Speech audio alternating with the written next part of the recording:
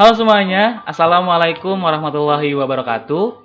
Alhamdulillah bisa bertemu lagi bersama saya, Ahmad Faris Irhamullah, dengan NIM 20 12 050 dari kelas TIB 1J. Nah, teman-teman, insya Allah saya di sini ingin mempresentasikan seputar informasi seputar Fakultas FHK di kampus Universitas Mulia Balikpapan, teman-teman.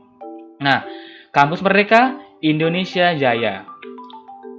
Mengenal Fakultas Humaniora dan Kesehatan Universitas Mulia.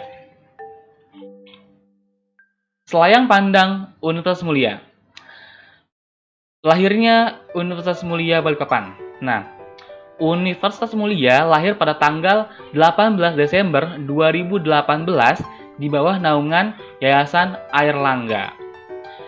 Universitas Mulia merupakan hasil gabungan dari 3 perguruan tinggi swasta, yaitu STMIK Stikom Balikpapan, STMIK SPB Sentra Pendidikan Bisnis Samarinda, dan ASMI Airlangga Balikpapan. Nah, misi dari Universitas Mulia adalah menjadi perguruan tinggi yang berbasis technopreneurship yang terdepan dan unggul dalam bidang ilmu pengetahuan dan teknologi di tingkat global pada tahun 2043. Visi ini mengkristal menjadi tagline bagi Universitas Mulia dalam menegaskan jati dirinya, yaitu sebagai Global Technopreneurship Campus. Misi, menyelenggarakan program pendidikan dan pembelajaran berkualitas yang berbasis technopreneurship dengan penguasaan ilmu pengetahuan dari teknologi terkini. Yang kedua, menyelenggarakan penelitian inovatif pada berbagai bidang ilmu pengetahuan dan teknologi berbasis technopreneurship yang memberi manfaat nyata bagi masyarakat.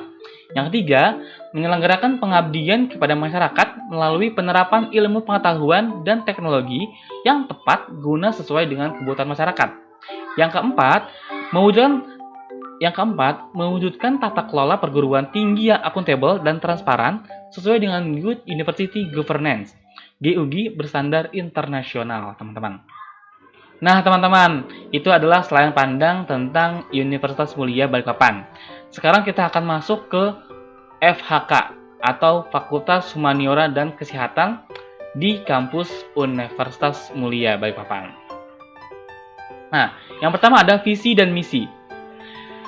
Visi Fakultas FHK menjadi Fakultas Humaniora dan Kesehatan yang terdepan dan unggul dalam pengembangan ilmu pengetahuan, teknologi, dan seni di bidang hukum, farmasi, PAUD, berbasis technopreneurship di tingkat global pada tahun 2043. Misi yang pertama, menyelenggarakan sistem pendidikan dan pembelajaran berkualitas yang berbasis technopreneurship yang relevan dengan dunia kerja untuk terwujudnya sumber daya yang inovatif, mandiri, dan humanis, dengan penguasaan ilmu pengetahuan dan teknologi di bidang hukum, farmasi, dan PAUD.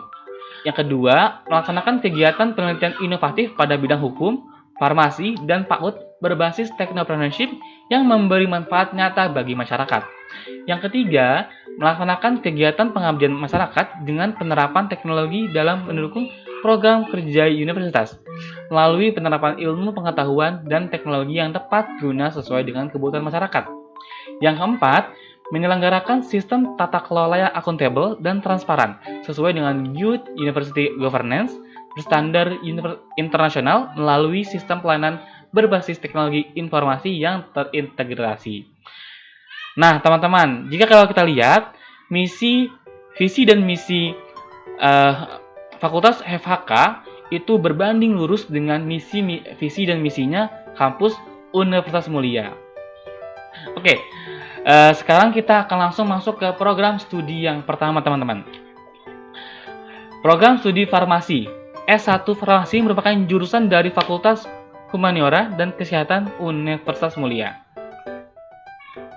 Visi dan misi program studi farmasi. Yang pertama, menjadi program studi yang unggul dalam menghasilkan tenaga kefarmasian yang profesional dan berjiwa kewirausahaan berbasis riset dan teknologi yang inovatif, mandiri, dan humanis, bertaraf internasional pada tahun 2039.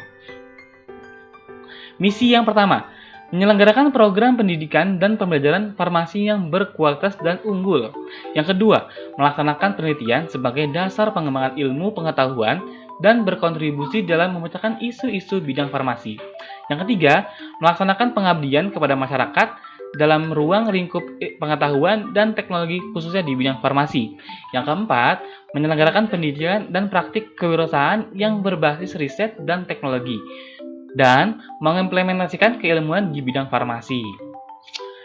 Profil program studi farmasi. Yang pertama, sarjana farmasi merupakan jurusan dari Fakultas Humaniora dan Kesehatan Universitas Mulia. Pada jurusan ini, mahasiswa belajar mengenai dunia farmasi, belajar seperti menakar kandungan dalam pembuatan obat, dan sebagainya. Mahasiswa yang lulus akan mendapat gelar sarjana farm atau bisa disingkat dengan S.Farm, teman-teman. Nah, penjurusan. Ketika mahasiswa telah berada di semester 4, mahasiswa akan memasuki fase penjurusan, yaitu mata kuliah konsentrasi. Mahasiswa hanya dapat memilih salah satu mata kuliah konsentrasi sebagai berikut. Nah, teman-teman, di sini ada 2 mata kuliah konsentrasi yang teman-teman bisa ambil ketika teman-teman memasuki Fakultas FHK Jurusan Studi Farmasi. Yang pertama ada Clinical and Community Pharmacy.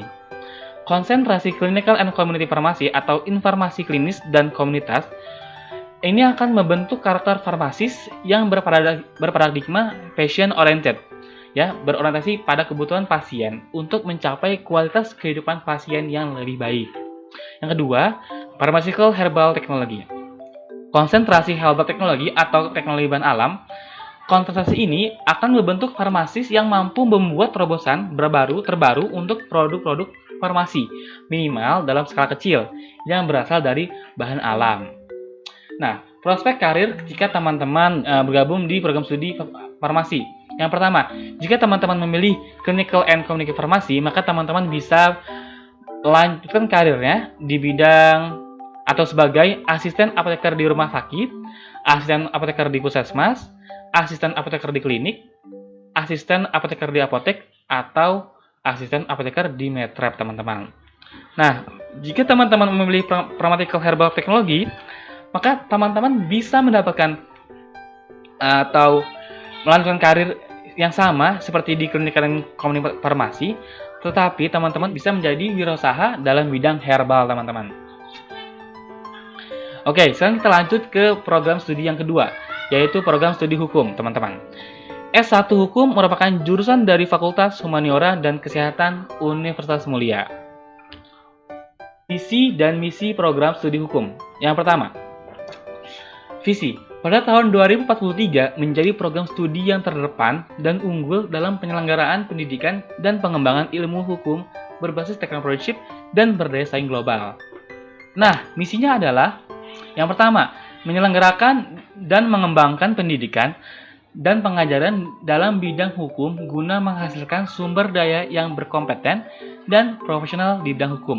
Yang kedua, menyelenggarakan dan mengembangkan penelitian di bidang hukum yang berkualitas, berkesinambungan, dan relevan dengan dinamika perkembangan masyarakat, bangsa, dan negara. Yang ketiga, menyelenggarakan dan mengembangkan pengabdian kepada masyarakat guna kontribusi kehukuman dalam rangka meningkatkan kesadaran dan pengetahuan hukum masyarakat. Yang keempat, menjalin kerjasama dengan institusi baik nasional maupun internasional. Nah, profil program studi hukum. Pada jurusan ini, mahasiswa belajar teori mengenai kehukuman serta secara praktik mengenai proses litigasi dan non-litigasi. Mahasiswa yang lulus akan mendapat gelar sarjana hukum atau bisa disingkat dengan S.H, teman-teman. Penjurusan. Ketika mahasiswa telah berada di semester 4, mahasiswa akan memasuki fase penjurusan, yaitu mata kuliah konsentrasi. Mahasiswa hanya dapat memilih salah satu mata kuliah konsentrasi sebagai berikut. Yang pertama ada konsentrasi cyber law. Nah, di sini teman-teman akan mempelajari ilmu hukum yang berkaitan dengan aspek teknologi dan elektronik, termasuk semua aspek yang berkaitan dengan komputer, perangkat lunak, perangkat keras, dan sistem informasi. Bidang ilmu ini sangat dibutuhkan karena dapat mencegah atau mengurangi kerusakan yang terjadi akibat kegiatan kejahatan dunia maya dalam penggunaan internet, situs web, email, komputer, ponsel, perangkat lunak, dan perangkat keras, serta perangkat penyimpanan data atau database. Nah, yang kedua ada business law. Nah, di sini teman-teman akan mempelajari ilmu hukum yang berkaitan dengan ilmu bisnis. juga dikenal dengan hukum komersil. Business law merupakan sebuah cabang ilmu hukum yang berkaitan dengan hak, tugas, kewajiban pihak-pihak yang terlibat dalam segala jenis transaksi bisnis, perdagangan, dan penjualan. Hukum bisnis juga berkaitan erat dengan hukum perbankan, hukum keuangan, dan hukum perdata lainnya, teman-teman. Nah, prospek karir ketika teman-teman bergabung di program studi hukum.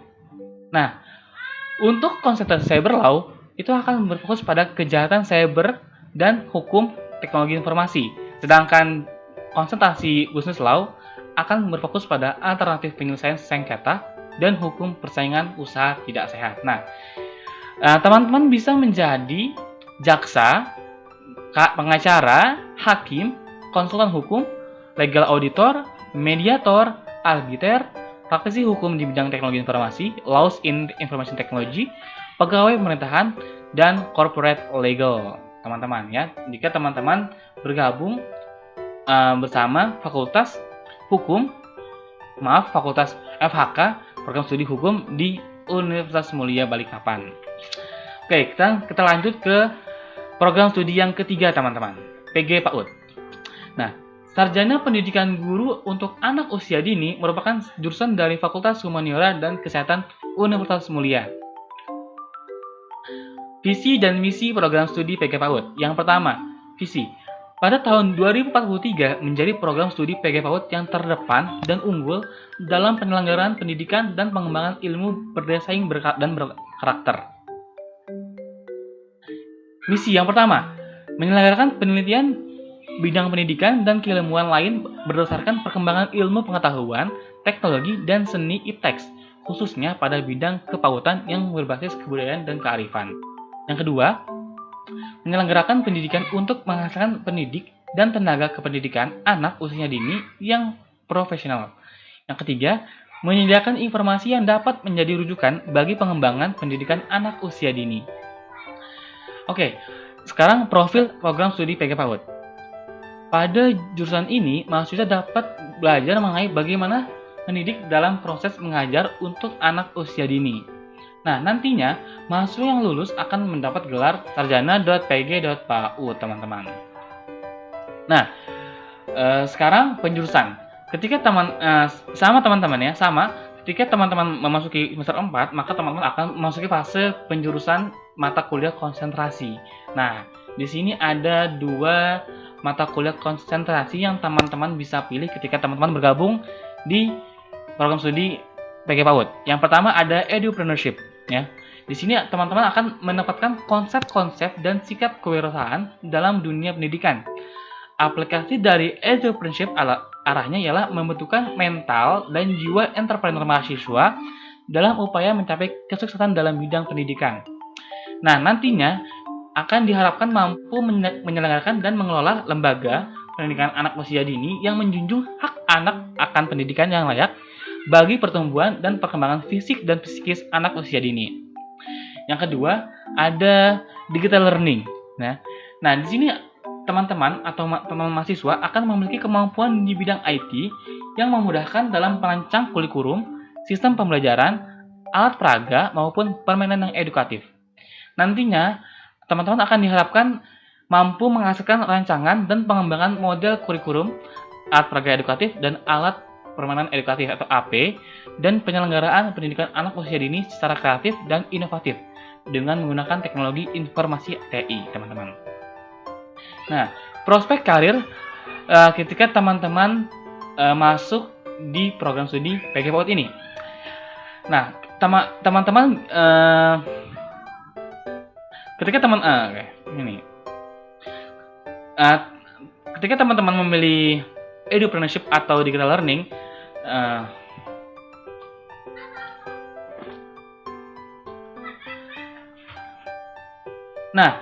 edupreneurship dan digital learning keduanya memiliki prospek kerja pada bidang yang pertama, guru atau menjadi pendidik anak usia dini di TK atau di RA, KB, TPA, SD, kelas awal di lembaga pemerintahan maupun swasta.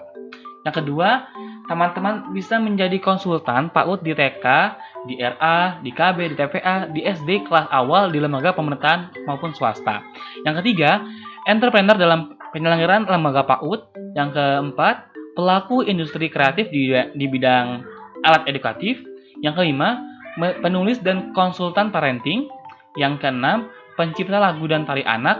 Yang ketujuh, konsultan atau pengasuh PAUD di media cetak dan elektronik. Yang kedelapan, memiliki sanggar seni kreasi anak, teman-teman. Nah, itu teman-teman prospek karir ketika teman-teman bergabung bersama program studi PG PAUD Fakultas FHK Universitas Mulia Balikpapan. Nah, teman-teman, jadi sekarang Universitas Mulia sedang membuka penerimaan mahasiswa baru tahun ajaran 2021-2022. Nah, bagi teman-teman yang ingin bergabung menjadi Civitas mahasiswa Universitas Mulia, teman-teman bisa bergabung sekarang, teman-teman. Nah, mungkin teman-teman di sini ada yang bertanya, apa aja sih syaratnya ketika teman-teman ingin bergabung? Nah, syarat yang pertama ketika teman-teman ingin bergabung menjadi Civitas Universitas Mulia, yang pertama, teman-teman pastikan sudah lulus atau berada di kelas 12, ya, kelas 3 SMA. Yang kedua, sehat jasmani dan rohani. Yang ketiga, foto ijazah dan SKHU dilegalisir 3 lembar. Yang keempat, pas foto 3x4 lembar. Yang kelima, teman-teman mengikuti tes potensi akademik. Nah, teman-teman, ketika teman-teman sudah memenuhi 5 persyarat ini, insya Allah teman-teman bisa bergabung menjadi Civitas di kampus Universitas Mulia Balikpapan, teman-teman. Nah, untuk informasi lebih lanjut, teman-teman bisa mengunjungi websitenya di www.pmb.universitasmulia.ac.id.